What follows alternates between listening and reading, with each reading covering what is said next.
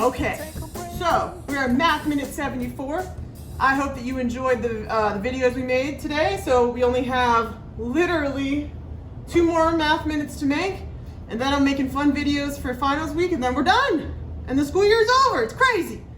All right, so Math Minute 74, let's get started, because I've managed to keep them fairly short today, even though I did have to take a shower after the science experiment because I was, God knows what that toddler was doing up there with the water. Don't want to know? Took a shower. Now, going down. See how many I can fit on here? Can I get 5? Oh, yes, I can. Oh, yeah. Perfect. Okay, so, number 1. Simplify 3/6, or 3/6.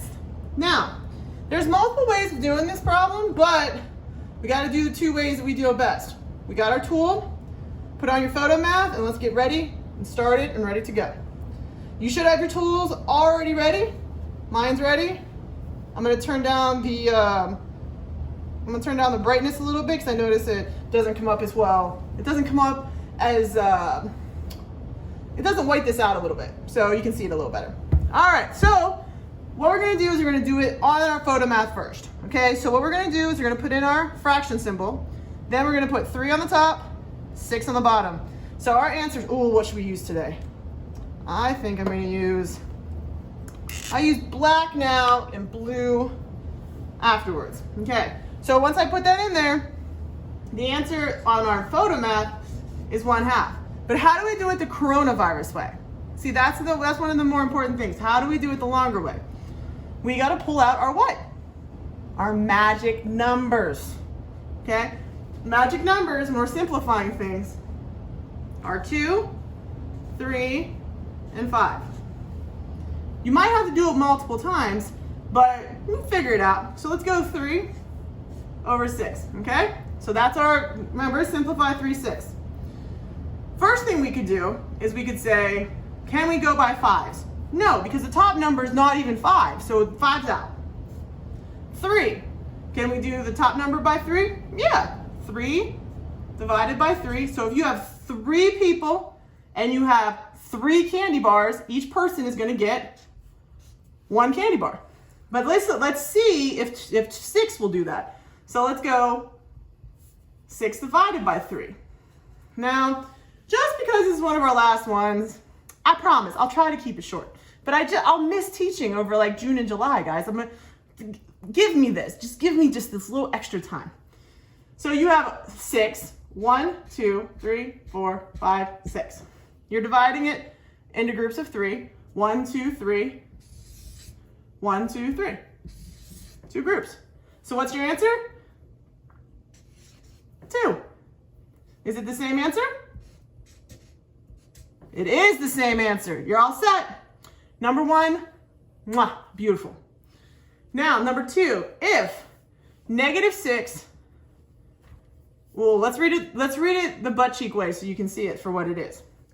What is parentheses, -6, parentheses, another parentheses, -4, parentheses, equal B? Why we just could not a question mark there, I don't know. Don't stress about it though. Okay, so listen. What they want you to do, it is a butt cheek problem because there are 2 numbers cheek to cheek. In fact, they even have the cheeks outlined for you. You're all set. What you have to do is, remember the rule, negative, negative. What goes in the middle there? When they're stuck together, it is, what function? Multiplication.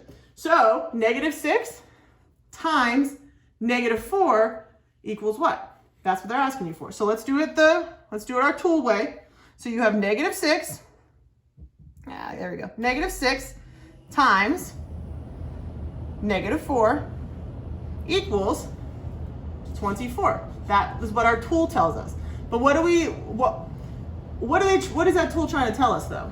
Is that negative times negative equals positive. Gotta keep that in your mind to make sure you're right. Now, you might not always know your multiplication tables, and that's okay. You're studying, you're trying hard, it is what it is. But you need to try to remember the rules the best you can. Negative times negative equals positive. So that's how that works. Number 3, L equals 2, just in case you can't see, whoa. L equals 2. I'm gonna make it a capital L so we're not confused. W equals 3, and H equals 4. Okay, L times W times H equals what? Because is it really times in between all those? Yeah, because it's a butt cheek problem. So another one, one after another, it's crazy, right? So what they're trying to tell you is that L equals 2, so it's gonna be 2 times, because they're stuck together, so it'll be times W equals 3. So you just get rid of W and you put a 3 in place. And then you do times 4, because H equals 4, and then you're all set. So what you're gonna do is take your tool and you're gonna go, what? 2 times 3 equals, so you're gonna come down here, and that becomes 6, right? So that goes away. Drop your 4. Now you could put this all on your calculator at one time. I'm just trying to show you how you're supposed to do it. All right, then we have 6 times 4. So we go back to here, and then we do 6 times 4, and that's 24. That is what your calculator did. See, it's the same type of concept of that twirly thing. Woo, just like we do when it comes to PEMDAS problems. So anyway, I just scrabbled that, so sorry. So the answer is 24. There you go. Number 4, what is the area of the shape? Ooh, area. Love area, because what is area?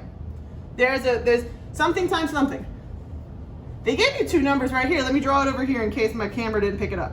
So here, you have 4 on one side, and you have 12 on the other. So when it comes to area, they give you both numbers that you need. When you want to find area equals length times width. So 12 times 4. And what they're doing there is that, remember, they're cutting up that box into all those tiny little squares, right? And you're counting all those little squares up. 12 times 4 is, get your tool out, 12 times 4 equals 48. Now, I'm gonna add 1 to this though. What is the perimeter? If this side is 12, this side is 12 because it's a rectangle. If this side is 4, this side is 4 because it's a rectangle. Now when you're adding all of those together, because perimeter is adding, right? Area is multiply, perimeter is add. You're only adding 1 line of 4, a second line of 4, 1 line of 12, and another line of 12. So when you add all those together, what do you get? And I know it didn't ask for it, but I want you to do it anyway. 4 plus 4 plus 12 plus 12. The answer is 32. So the perimeter is 32, the area is 48. Remember, it's very important. Very, very important. Okay, the last one, number 5, before we push it down. Are the lines perpendicular? Oh, see, there's so many kids out there that would get this wrong, but not my kids. My kids get this right because we go over this all the time. It's on Math Minutes like once a week. Okay, there's a couple types of lines that you need to know about, especially in robotics. The first ones are, do these look like that, where they're cross? It looks just like a T, and there's 90-degree angles on 4 sides. Does it look like a cross? Does it look like this? No. So that's not perpendicular. So the answer to that is no. Okay, how would we make a perpendicular line? So let's go ahead and name these correctly, because you're going to get this in high school. Let's say, for example, this is line AB. So this top line is AB. This bottom line is CD. These two lines, if you want to listen, and this is how they're going to describe it to you when you get to the higher grades. Line AB is parallel. That's the word. That's when it never touches. Parallel to line CD. Now I'm going to make a line EF that's perpendicular. I'm going to take this line and I'm going to go whoop, Now this line, EF, is perpendicular because then it bisects the lines at 90-degree angles. So all four of these are 90s. All these are 90s. And the ones all the way across, if you add those two, are 180s. It's beautiful. I absolutely adore that. I think that's great. Oof, so wonderful. And I don't know why I picked up this marker. I've been carrying it around now. Okay, so let's go ahead, flip ourselves over. Get that next part done. Okay, so I hope you guys had a good week. So, and I'll be putting 2 new songs. The first song was already up, but I'll be putting another song in honor of people tomorrow. So if we had more time, I do want it for everybody. So I'm gonna go ahead and put my paper back up. And let me put the thing down.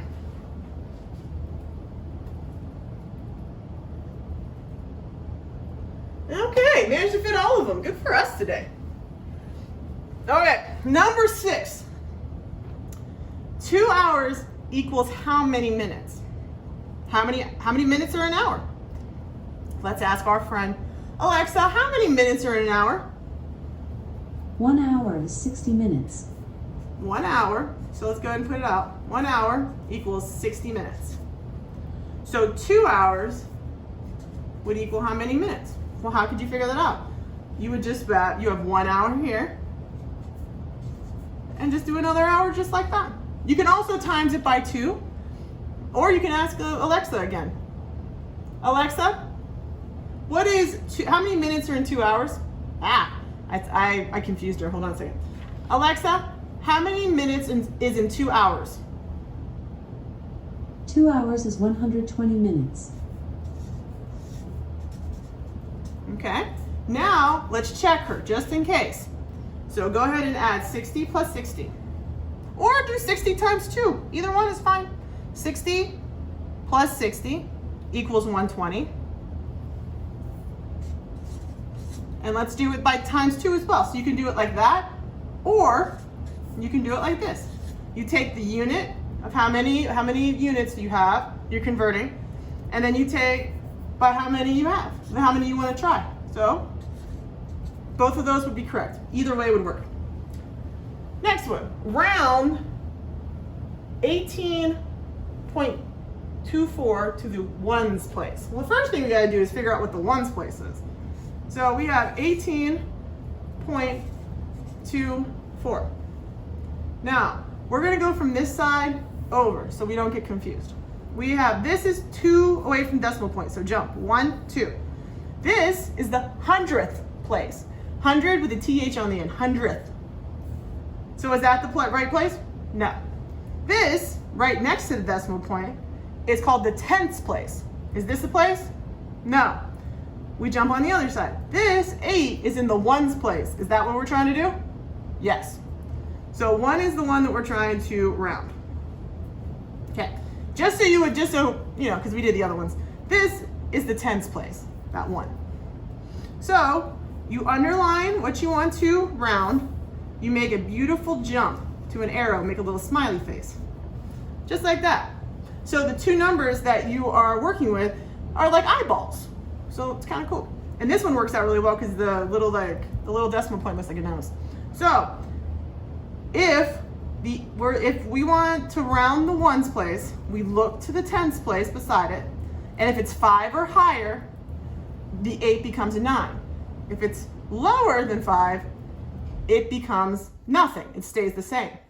So let's count our fingers and let's see if we get to 5. Ready? 1, 2. Did we get to 5? No, we didn't get to 5. So the 8 stays the same. And you just keep the 8. And then you just drop those off and you're good to go. You rounded to the ones place. You're all set. Oh, I love it. It's a tricky question. I love tricky questions. Tricky questions are amazing. All right, so we talked about this one last week.